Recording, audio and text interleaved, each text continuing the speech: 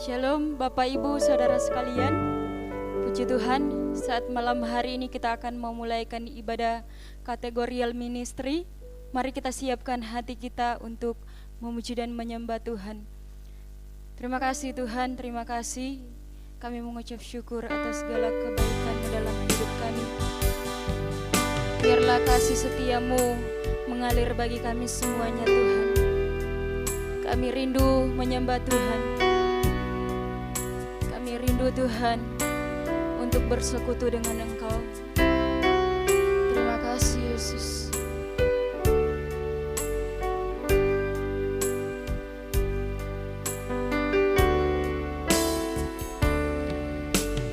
Pujian dan syukurku ku bawa padamu dengan rendah hati ku persembahkan.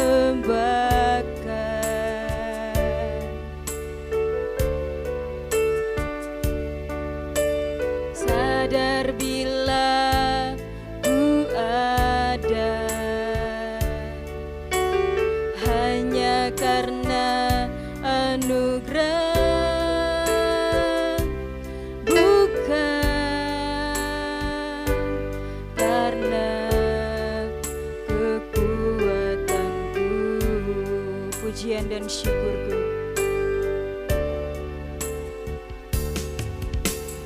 Pujian dan syukurku ku bawa padamu dengan rendah hati ku persembahkan.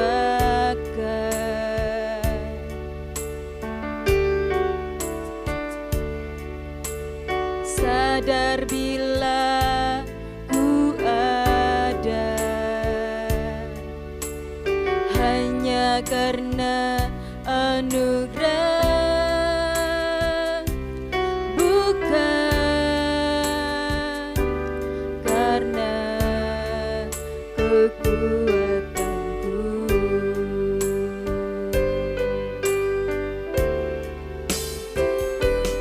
Ku hidupku adalah penyembahan. Kau ciptakanku dalam kemuliaan-Mu.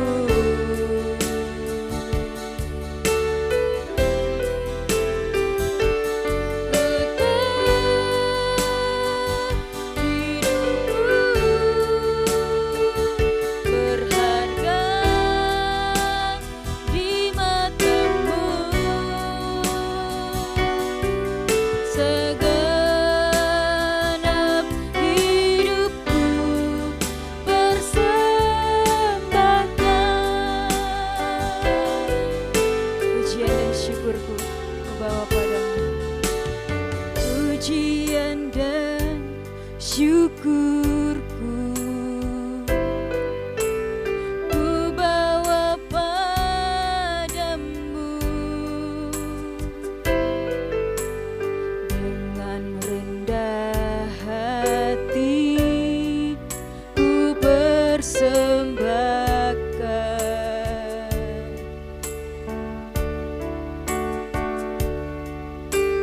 Sadar bila ku ada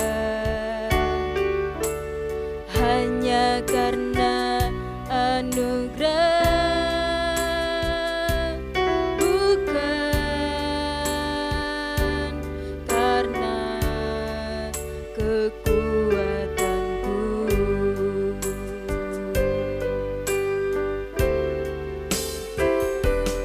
Ku tahu hidupku adalah penyembahan. Kau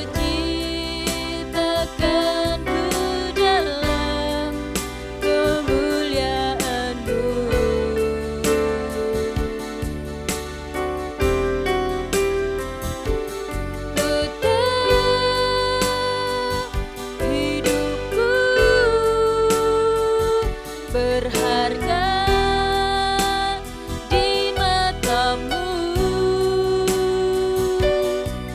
Segenap hidupku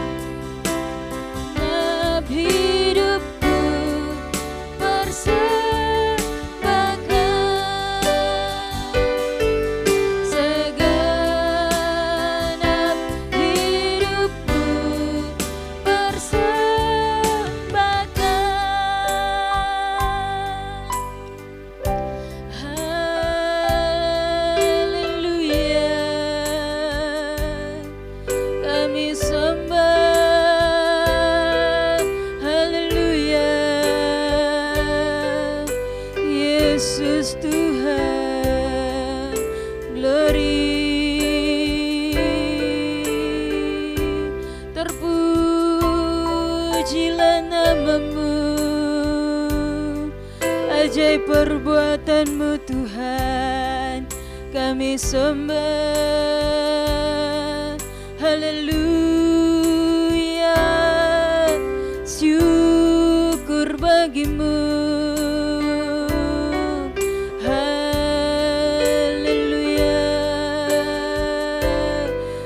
Bersyukur padamu Tuhan, kami bangga memiliki Allah seperti Engkau. Terpujilah namamu, ajaib perbuatanmu. Haleluya Yesus, haleluya, terima kasih.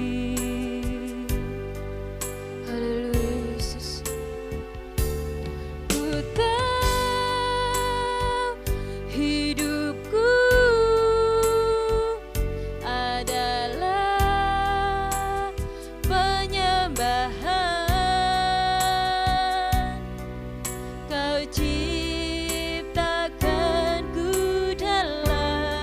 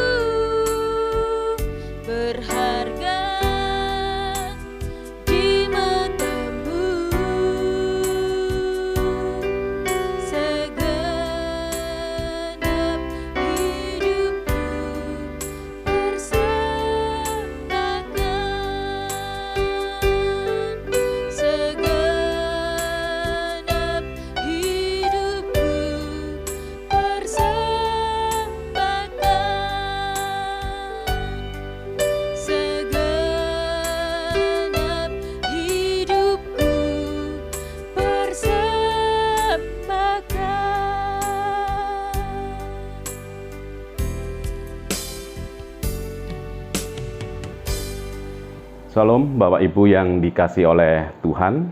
Kita bersyukur kalau pada hari ini kita bisa kembali beribadah di kategori KKR, dan kiranya ibadah-ibadah yang kita lakukan semakin memperkenankan hati Tuhan.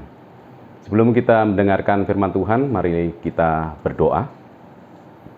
Bapa Allah di dalam kerajaan surga, di dalam nama Tuhan Yesus Kristus, kami bersyukur ya Tuhan buat kesempatan yang Tuhan berikan di dalam kehidupan kami, sehingga kami pada hari ini boleh beribadah kepada Engkau, dan kiranya setiap pujian yang kami naikkan di hadapan Engkau dan firman-Mu yang sebentar kami akan dengar, itu boleh membentuk hidup kami, sehingga hidup kami semakin memperkenankan hati Tuhan.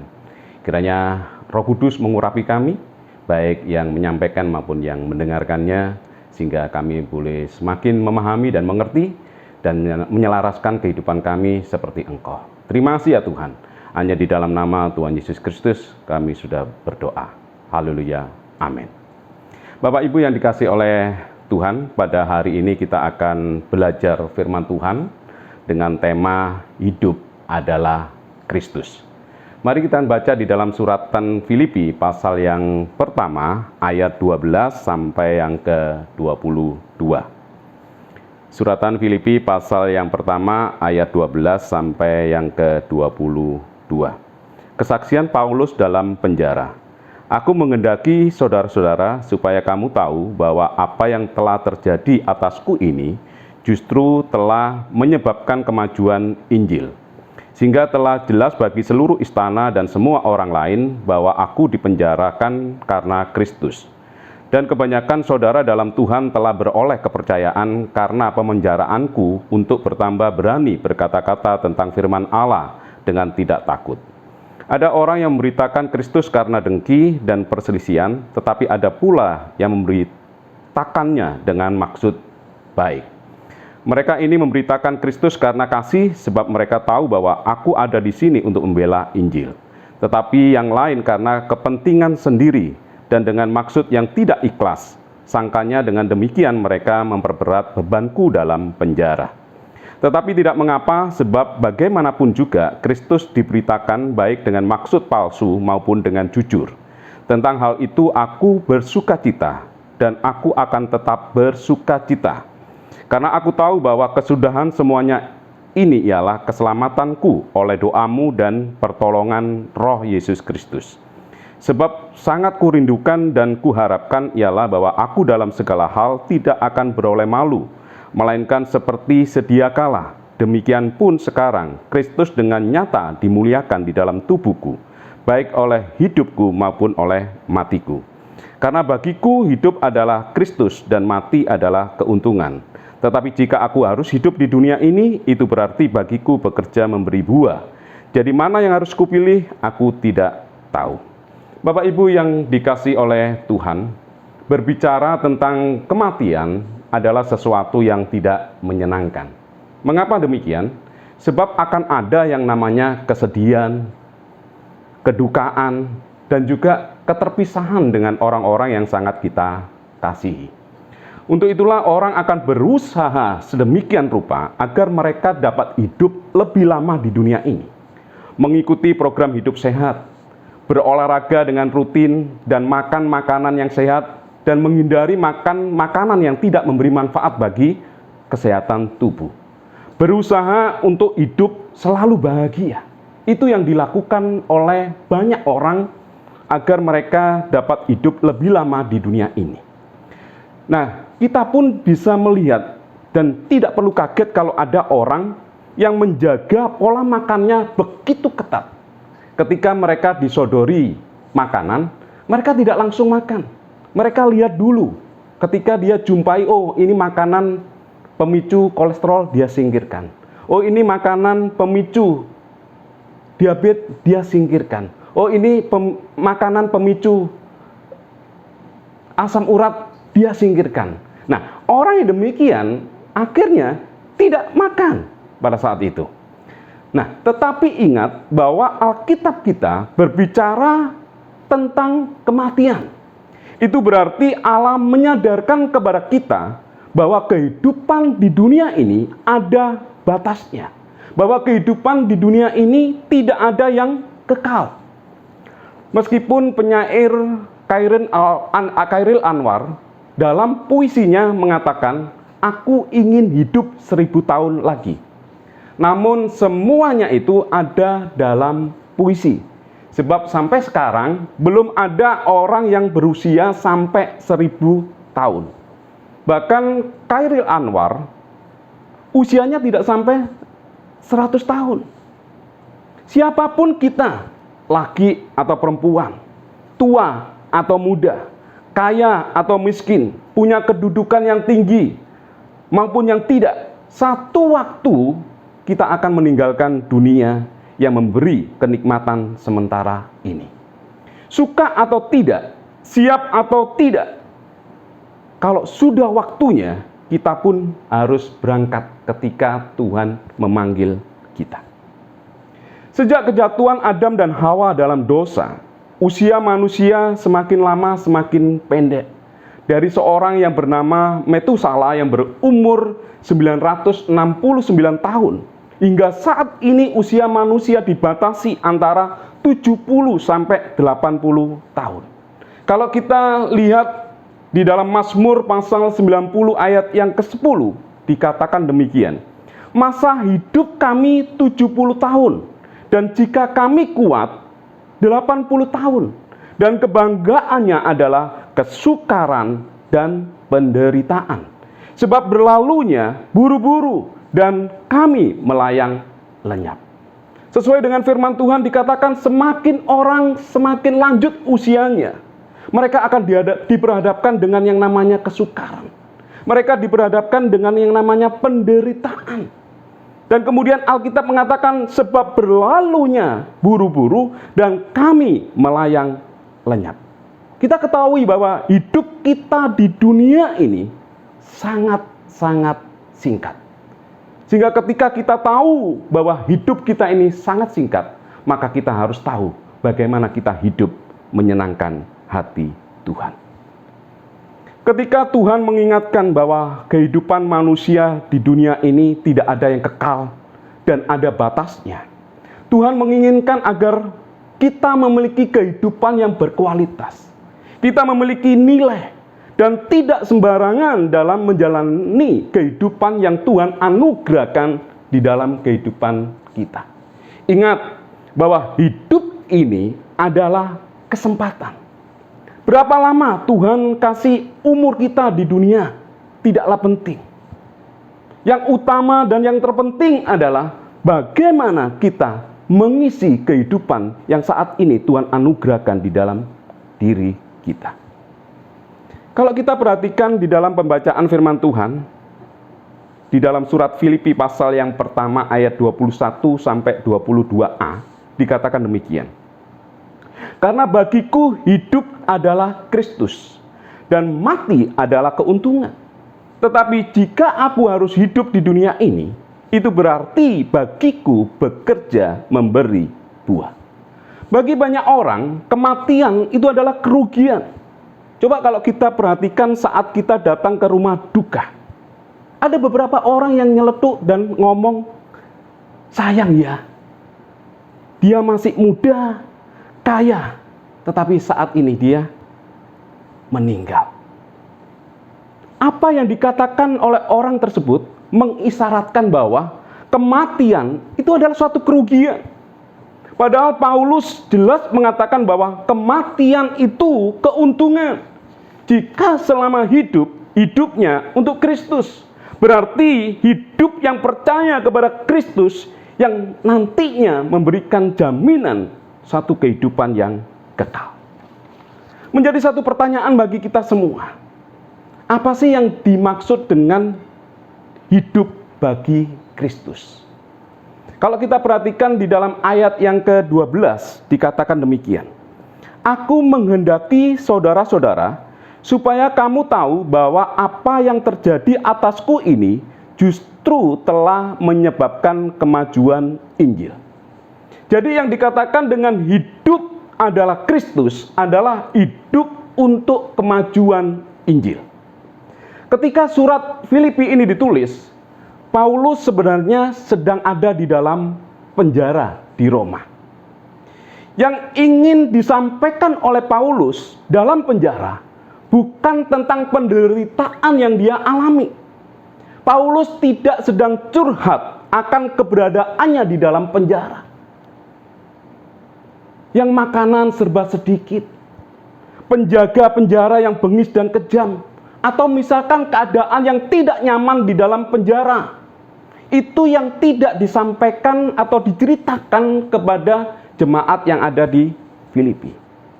Bukan itu yang diceritakan oleh Paulus. Sebaliknya, yang mau diceritakan oleh Paulus kepada jemaat di Filipi adalah bahwa pemenjaraan dirinya menyebabkan kemajuan Injil. Bapak Ibu yang dikasihi oleh Tuhan, perlu Bapak Ibu ketahui bahwa Paulus adalah tahanan istimewa. Sehingga ia harus hidup di bawah pengawasan militer yang ketat selama 24 jam. Salah satu tangan Paulus diikat dengan rantai. Dan rantai itu diikatkan pada salah satu tangan para penjaga Romawi. Setiap 6 jam sekali para penjaga saling bergantian menjaga Paulus. Nah, dalam kondisi seperti itu, wajar kalau misalkan Paulus berduka, bersedih hati oleh keadaannya di dalam penjara, dan meratapi nasibnya. Namun keadaan yang terjadi justru menjadi kesempatan bagi Paulus untuk apa? Untuk memberitakan Injil kepada para penjaga penjara. Dan hasilnya, para pengawal penjara menerima pemberitaan Injil yang disampaikan oleh Paulus. Paulus ingin mengatakan bahwa tidak ada yang salah dengan rencana Tuhan di dalam kehidupannya. Meskipun saat itu dia ada dalam penjara. Bagi Paulus, penjara bukan persoalan yang utama, tetapi hal yang utama ketika dia ada di dalam penjara adalah bagaimana kemajuan Injil itu bisa terjadi, dan bagaimana Injil itu bisa tersampaikan kepada banyak orang. Bapak Ibu yang dikasihi oleh Tuhan, mungkin keberadaan kita saat ini sedang mengalami beban yang begitu berat. Kita sedang diperhadapkan dengan persoalan. Kita sedang diperhadapkan dengan permasalahan. Namun satu hal, beban berat, persoalan, permasalahan, jangan sampai menghalangi kita untuk kita tetap memberitakan Kristus bagi orang lain. Ini adalah kesempatan. Jangan sampai kita berpikir, aku sedang ada dalam masalah. Aku sedang ada dalam beban yang begitu berat. Tapi Tuhan memberikan kesempatan. Dalam situasi dan kondisi apapun, itu bisa menjadi kesempatan bagi kita, orang-orang percaya, untuk memberitakan Injil. Agar apa? Agar orang-orang yang ada di sekeliling kita bisa mendengar dan mereka boleh menerima keselamatan yang daripada Tuhan. Yang kedua, apa yang dimaksud dengan hidup bagi Kristus? Kalau kita baca di dalam ayat yang ke-13 sampai 18 dikatakan demikian. Sehingga telah jelas bagi seluruh istana dan semua orang lain bahwa aku dipenjarakan karena Kristus. Dan kebanyakan saudara dalam Tuhan telah beroleh kepercayaan karena pemenjaraanku, untuk bertambah berani berkata-kata tentang firman Allah dengan tidak takut. Ada orang yang memberitakan Kristus karena dengki dan perselisihan, tetapi ada pula yang memberitakannya dengan maksud baik. Mereka ini memberitakan Kristus karena kasih, sebab mereka tahu bahwa aku ada di sini untuk membela Injil. Tetapi yang lain karena kepentingan sendiri dan dengan maksud yang tidak ikhlas, sangkanya dengan demikian mereka memperberat bebanku dalam penjara. Tetapi tidak mengapa, sebab bagaimanapun juga Kristus diberitakan, baik dengan maksud palsu maupun dengan jujur. Tentang hal itu aku bersukacita, dan aku akan tetap bersukacita. Hal yang kedua yang dimaksud dengan hidup bagi Kristus adalah, yaitu hidup tetap fokus terhadap panggilan. Seluruh istana Romawi dan semua orang telah tahu bahwa Paulus dipenjarakan bukan karena dia berbuat jahat, tetapi oleh karena Injil. Justru melalui penjaralah banyak orang Kristen semakin berani memberitakan Injil. Sehingga apa? Sehingga Injil diberitakan secara luas kepada banyak orang. Namun Paulus tahu betul, ada beberapa orang memberitakan Injil dengan motivasi yang salah, dengan maksud yang salah. Karena dengki, oleh karena untuk kepentingan diri sendiri, bahkan tidak ikhlas ketika dia itu memberitakan Injil.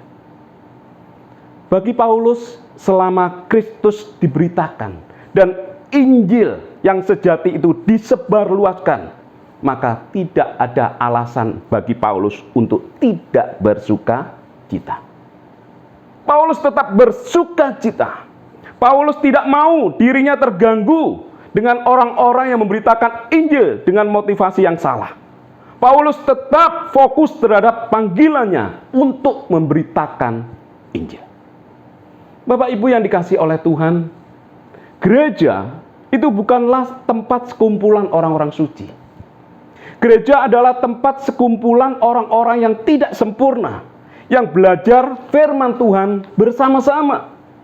Untuk itu wajar jika kita menemukan orang-orang Kristen yang bisa menyebabkan hati kita tersinggung, yang menyebabkan hati kita marah, yang menyebabkan hati kita terluka, atau kita menjumpai orang-orang yang memiliki motivasi yang tidak baik.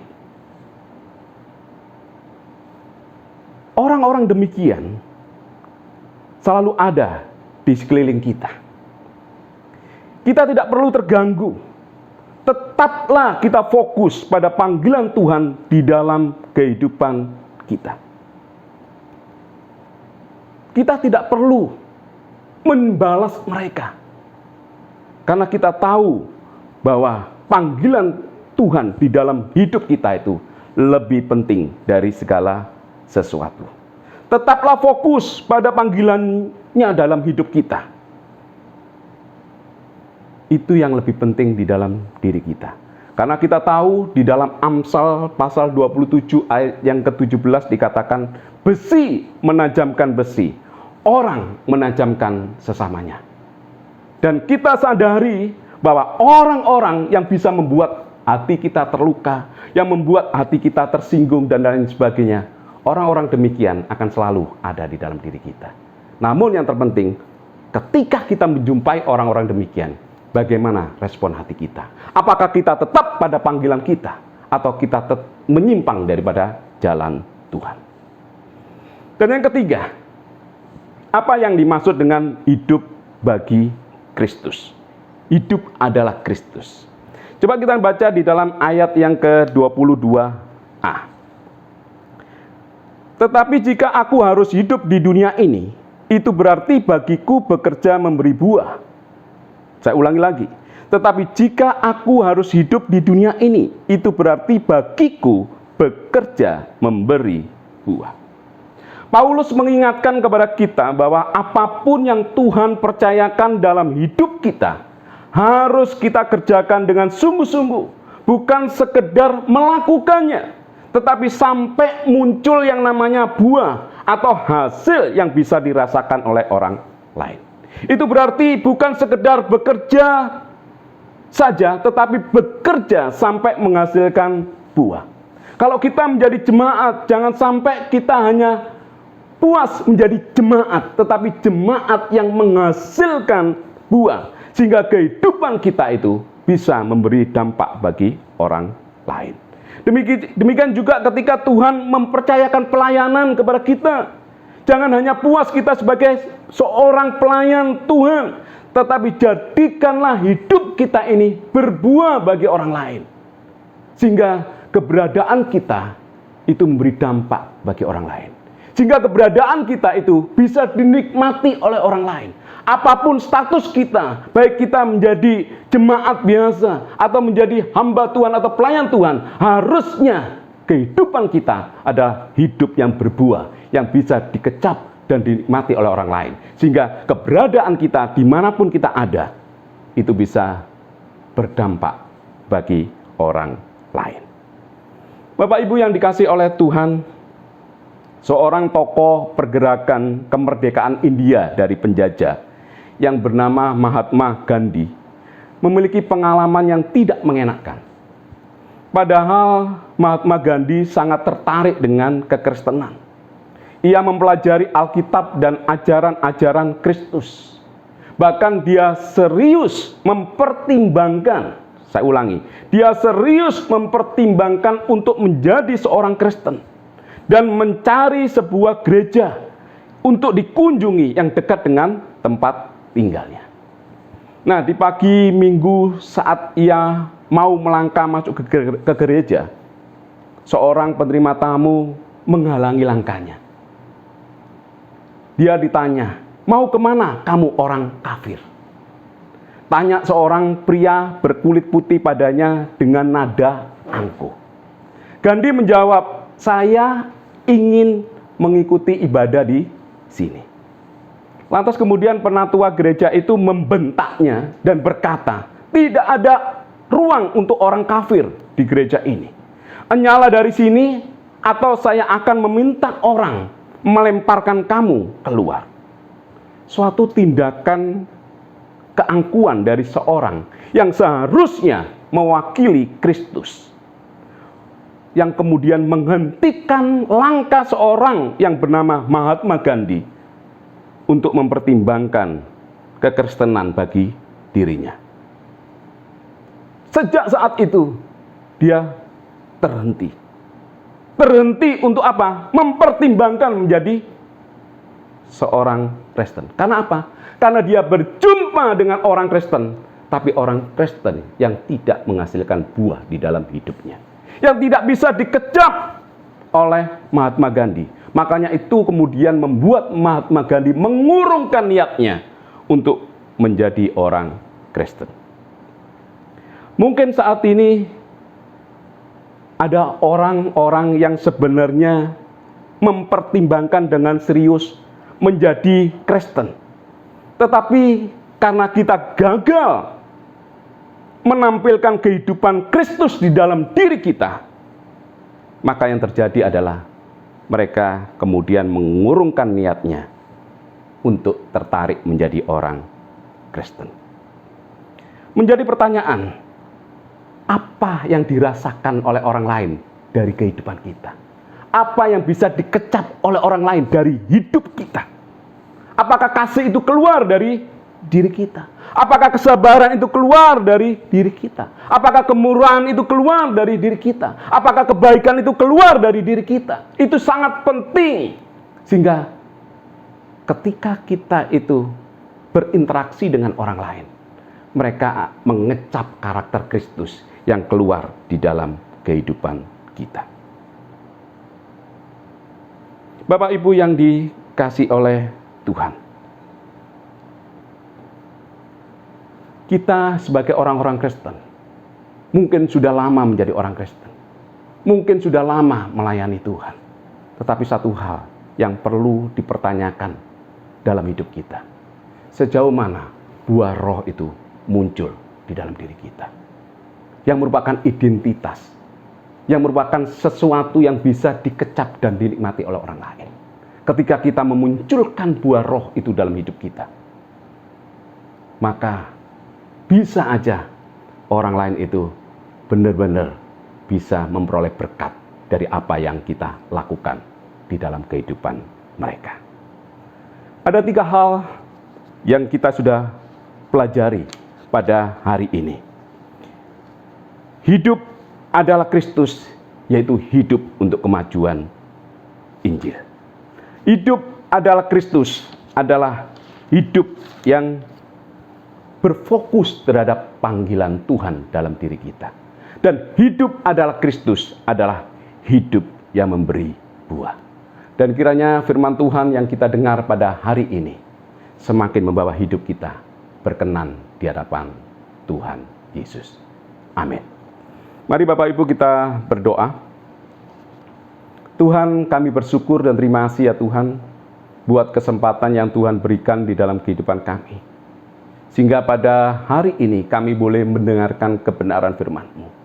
Kami rindu ya Tuhan bahwa hidup adalah Kristus, yaitu hidup untuk kemajuan Injil. Hidup yang hanya fokus terhadap panggilan. Yang hidup adalah memberi dan menghasilkan buah. Tolong kami ya Tuhan, mampukan kami, sehingga kami benar-benar bisa berdampak bagi kehidupan orang-orang di sekitar kami. Tuhan, saat ini kami berdoa pada jemaat-Mu yang saat ini mengalami beban yang berat, persoalan dan problem, kiranya Tuhan campur tangan di dalamnya. Tuhan berikan hikmat akal budi, sehingga pertolongan Tuhan selalu ada di dalam kehidupan mereka. Berkati jemaat-Mu, baik mereka yang bekerja, dalam rumah tangga mereka, dalam usaha mereka, Tuhan memberkati. Terima kasih ya Tuhan, dan kiranya kasih karunia dari Allah Bapa dan cinta kasih daripada Tuhan Yesus Kristus, serta persekutuan dengan Allah Roh Kudus, menyertai kita sekalian, mulai saat ini, hingga sampai selama-lamanya. Haleluya. Amin.